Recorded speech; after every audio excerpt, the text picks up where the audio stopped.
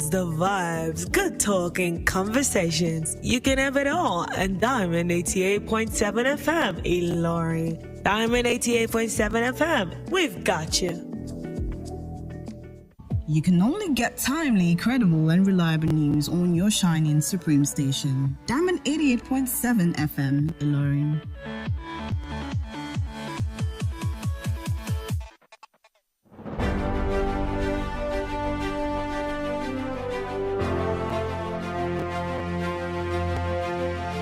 From the news desk of Diamond 88.7 FM Ilorin, this is News on the Hour.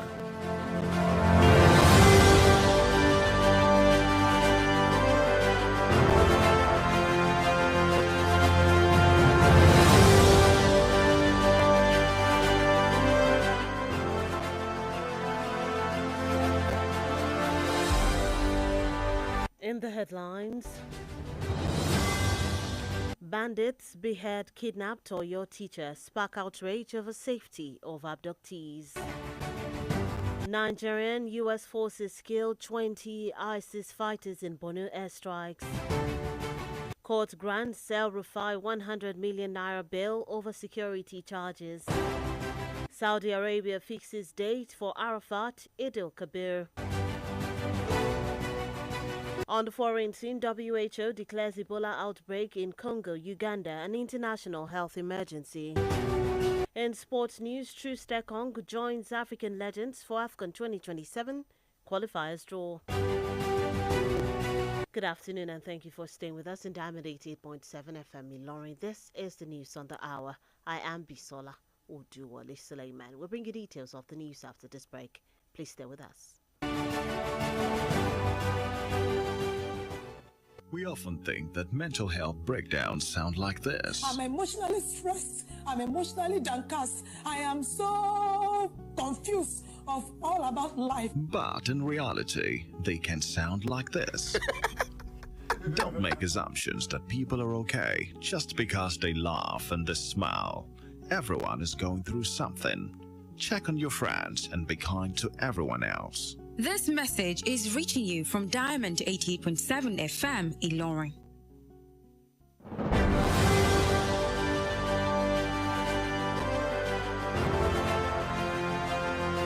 Welcome back from that short break. Please note that you can listen to us via our website www.diamondfm.net or watch us live on YouTube at Diamond FM Ilorin.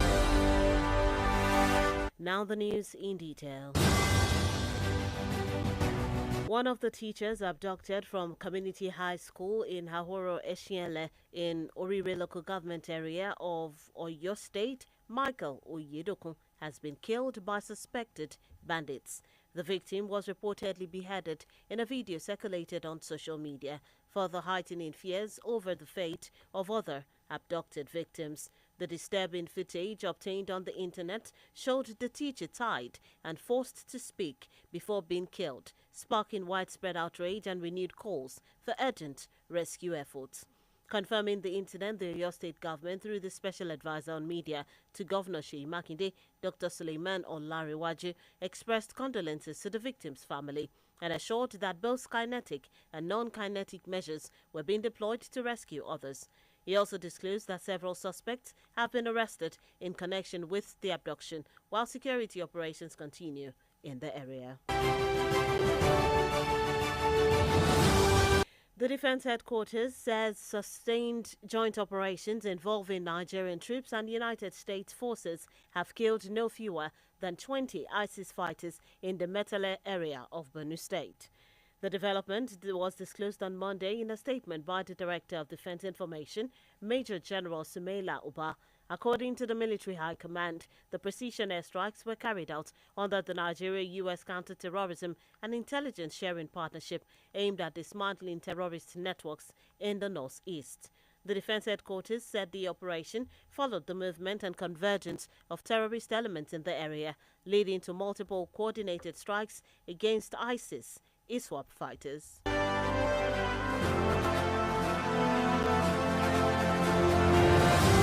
Still in the news, United States Congressman Riley Moore has warned terrorists in Nigeria not to test the resolve of President Donald Trump following a joint U.S.-Nigeria operation that reportedly killed senior ISIS commander Abu Bilal al-Muniki. Moore, who sits on the House Appropriations Committee, said the strike sent a strong message to extremist groups targeting civilians.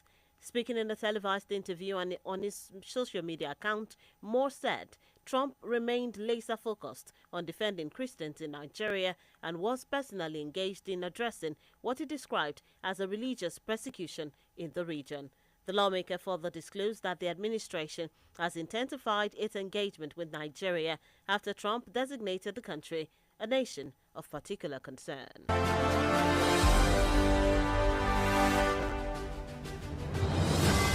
Islamic cleric Sheikh Ahmad Gumi has said that headsmen involved in banditry may not be able to abandon it because it serves as a source of financing for what he described as their war machine. He made the remarks during an interview on national television monitored by Diamond FM on Monday morning. He made the revelation while speaking on insecurity and negotiations with armed groups. Gumi argued that the headsmen had suffered neglect over the years, claiming that no government intervention or budgetary allocation had been directed towards their development or modernization. He said this lack of support has worsened their hardship and contributed to their current situation.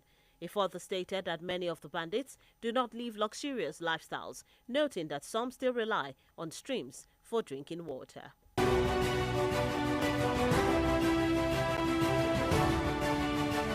They are under pressure to fight government that has helicopters, is bombarding us. So you remove the pressure, the need for the money is there. When you go there, you don't see any luxurious life. They are living in huts, they have nothing, they drink sometimes from the stream. If they leave banditry, they will have source of financing their war machine. The question you ask, why are they fighting them? You see, the herdsman has gone through a lot of hardship. No government has really actually sat down to see into their plight, to modernize them, to even spend anything. Not one kobo of our Nigerian budget goes to them.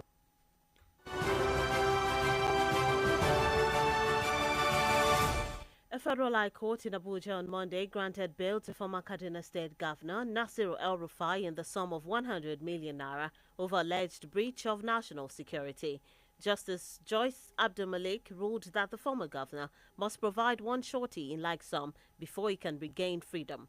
The court ordered that the surety must reside in either Maitama or Asokoro in Abuja and deposit the original certificate of occupancy of a landed property with the court registry. The surety must also be a federal civil servant, not below grade level 17, provide evidence of salary payment for at least 3 months, submit a tax clearance certificate, affidavit of means, recent passport photograph, and a verification letter from the department where he or she works. Justice Abdul Malik further directed El-Rufai to surrender all valid international passports and report to the headquarters of the Department of State Services every last Friday of the month, pending the determination of the case. The judge warned that failure to comply with the conditions would lead to automatic revocation of the bail and also ordered an accelerated hearing of the case.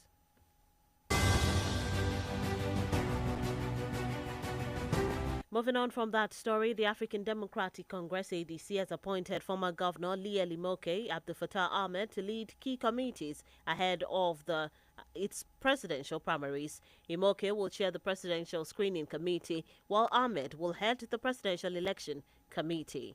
The party also named members of the Screening and Election Committees, including Honorable CID Maduabum, Professor Bode Ayorinde, Professor David Salifo, Professor Yisa Gana, Major General Adamu Jalingo, and Zainab Buba Galadima, among others. In addition, the ADC constituted a Presidential Appeals Committee chaired by Dr. Sulieman Usman, SAN, with Barrister Ken Imaswagbon, 7, as Secretary.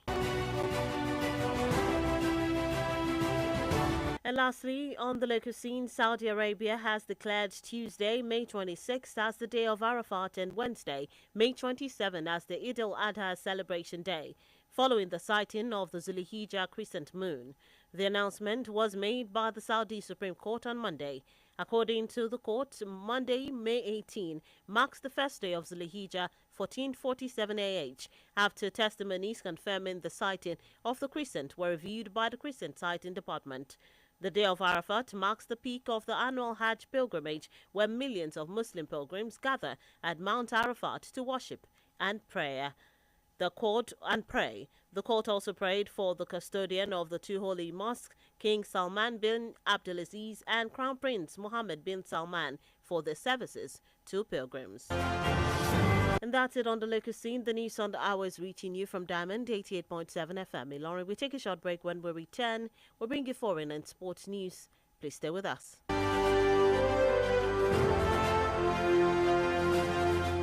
Follow us on social media, Facebook, Twitter, and Instagram at Diamond887FM. Diamond FM, shining supreme.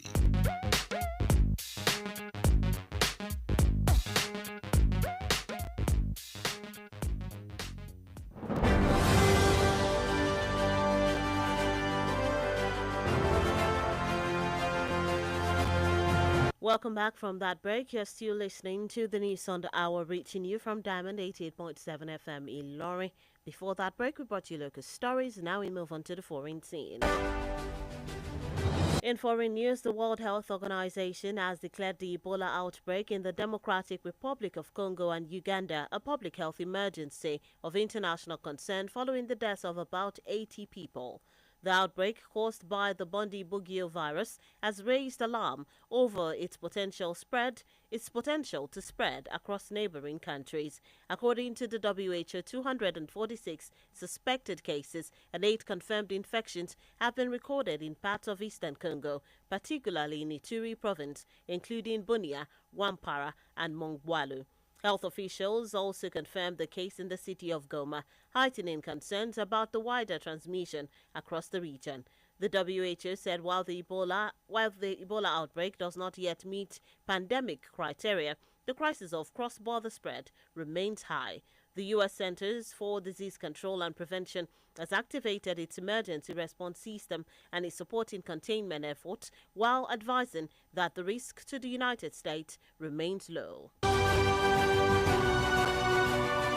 Still on the foreign scene, Djibouti has announced a new government comprising 26 ministers, including 8 women and 1 Secretary of State, following the re-election of President Ismail Omar Guelleh in April 2026.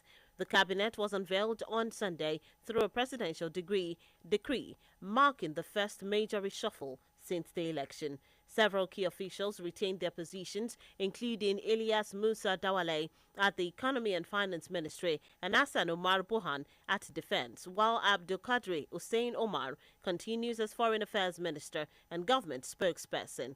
Omar Abdi Said also remains Interior Minister in the new administration. And that's it on the foreign scene. In sports news, former Super Eagles captain William Troost-Ekong will be among African football icons assisting at the qualification draw for the 2027 Africa Cup of Nations, set to hold in Cairo, Egypt on Tuesday, May 19.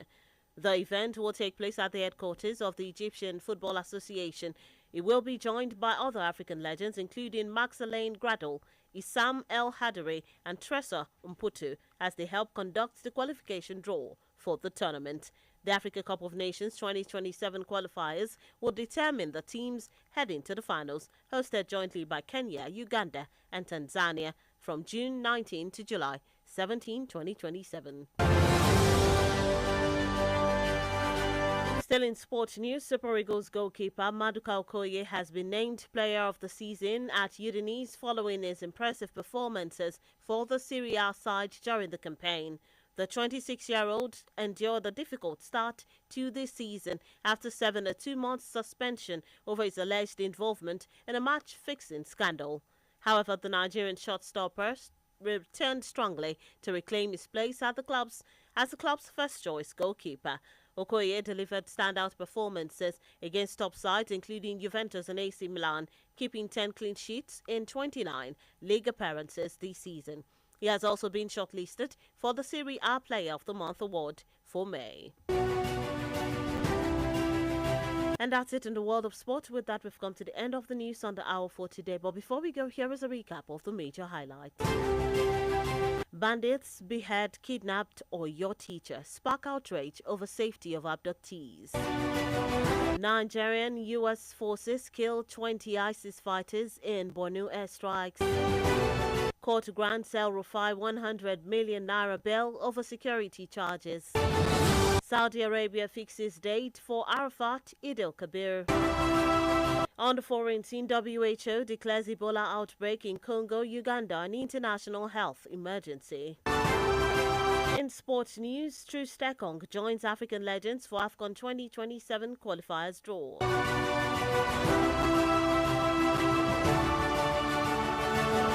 And those are the major headlines as brought to you this afternoon. Before we wrap up the news, we take a look at our Today in History segment. Did you know that on this day in 2004, President Olusegun Obasanjo declared a state of emergency in Plateau State following prolonged ethnic and religious violence? He suspended the sitting governor, Joshua Dariye, and the State House of Assembly and appointed retired Major General Chris Ali as the interim administrator. Now you know. For news coverage and information about happenings around you, kindly contact the Diamond FM newsroom number on 09160627526,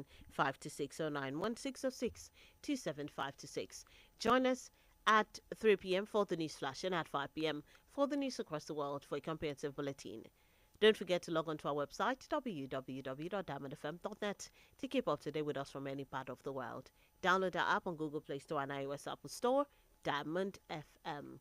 The news on the hour was put together by Adeyemi Adewale. I am Bisola Oduwole Sulieman. Thank you for listening to your shining supreme station. To join us for the news in Yoruba coming up shortly. Good afternoon.